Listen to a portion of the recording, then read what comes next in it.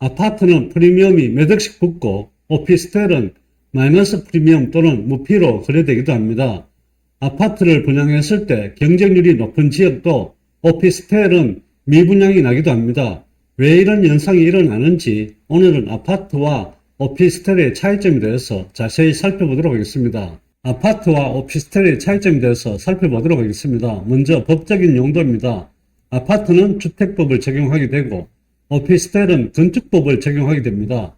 그러면 주택법을 적용할 때와 건축법을 적용할 때 어떤 차이가 있는지부터 살펴보도록 하겠습니다. 건축법은 아파트를 포함해서 모든 건축물에 해당이 됩니다.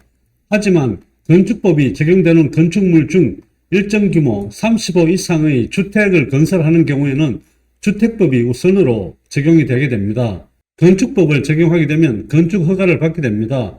주택법에는 사업계획 승인을 받아야 됩니다. 건축법에서 건축물을 건축하려는 자는 특별자치도지사 또는 시장군수구청장의 건축 허가를 받아야 합니다. 주택법을 살펴보면 주택건설 사업을 시행하려는 자는 사업계획 승인을 받아야 됩니다.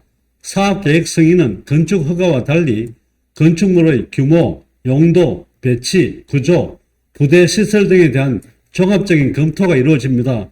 건축법을 적용할 때보다 주택법을 적용할 때 훨씬 까다롭게 적용을 하게 됩니다. 다 지어 놓은 상태에서 실내를 보면 아파트와 오피스텔이 차이가 없지만 이렇게 법 적용이 주택법은 까다롭게 이루어지기 때문에 좀 더 꼼꼼하게 짓는다고 보시면 될 것 같습니다. 즉 건축법과 주택법 적용 대상에서 살펴보면 사업 추진 주체, 건축 허가와 사업 계획 승인, 건축물의 안전 및 유지 관리, 건축물의 분양 등에서 차이가 많이 나고 있습니다. 전용률을 살펴보게 되면 아파트는 70에서 80% 정도 됩니다. 오피스텔은 50에서 70% 정도 되게 되는데 이 부분은 분양 면적과 연관이 있습니다. 분양 면적을 계산할 때 아파트는 공급 면적 기준입니다. 오피스텔은 계약 면적 기준인데 공급 면적 기준과 계약 면적 기준이 어떻게 다른지도 살펴보겠습니다. 분양 면적에 대한 부분을 살펴보면 아파트는 전용 면적 더하기 공용 면적이 되겠습니다. 전용 면적이라는 것은 우리가 집에 현관문을 열고 들어갔을 때 사용할 수 있는 부분들이 전용 면적이라고 보시면 됩니다. 공용 면적은 계단, 복도, 엘리베이터가 되겠습니다. 아파트 분양 면적은 즉 전용 면적과 공용 면적, 계단, 복도, 엘리베이터가 들어가게 됩니다. 하지만 오피스텔 같은 경우에는 전용 면적에다가 공용 면적, 계단, 복도, 엘리베이터 포함해서 기타 공용 면적, 지하주차장, 관리사무소 등을 포함해서 분양을 하기 때문에 전용률이 떨어질 수밖에 없습니다. 기존에는 오피스텔이 발코니가 없었습니다. 24년 1월 10일 이후 발코니가 설치가 가능해졌지만 아파트는 발코니 확장이 가능합니다. 하지만 오피스텔은 발코니를 설치를 하더라도 발코니 확장은 현재는 불가능합니다.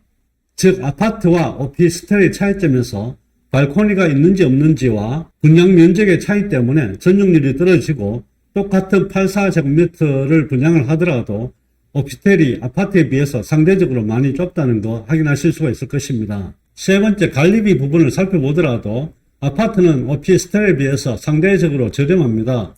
오피스텔은 공용 면적이 아파트에 비해 넓어서 비싼 편이라고 보시면 될 것 같습니다. 커뮤니티 시설입니다. 가족 단위 주거에 적합한 반면 오피스텔은 아파트에 비해서 커뮤니티 시설이 부족한 상황입니다. 입지 조건도 살펴보시게 되면 아파트는 생활 편의시설이 다양하고 좀 안정성이 있는 조용한 곳에 많이 허가가 납니다. 하지만 오피스텔은 도시지역이고 상업시설 지역에 허가가 납니다. 아파트는 유흥업소가 밀집되어 있는 지역에 지을 수 없지만 오피스텔은 업무시설로 기본적으로 분류가 되기 때문에 유흥업소가 밀집되어 있는 지역에도 허가가 나게 됩니다. 이렇게 놓고 보면 희소성에서도 아파트와 오피스텔은 차이가 많이 납니다. 오피스텔은 아무데나 지을 수 있고 상업지역이면 아파트는 짓는데 까다롭다고 보시면 될 것 같습니다. 참고로 거의 모든 분들이 오피스텔도 주택수에 포함이 되는 것으로 인지를 하고 있습니다.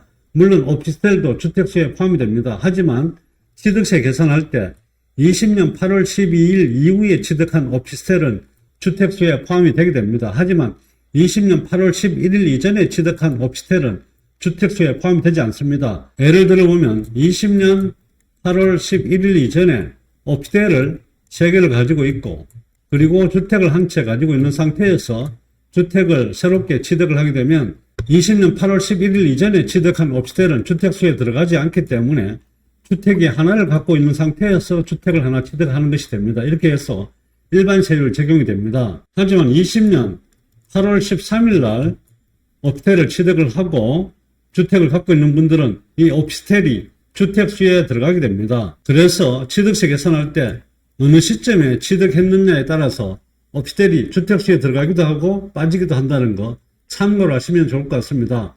오늘은 오피스텔과 아파트에 대해서 차이점을 살펴봤습니다. 오늘의 영상이 시청자 여러분들께 도움이 되셨기를 바라며 좋아요와 구독도 꼭 눌러주시기 바랍니다. 감사합니다.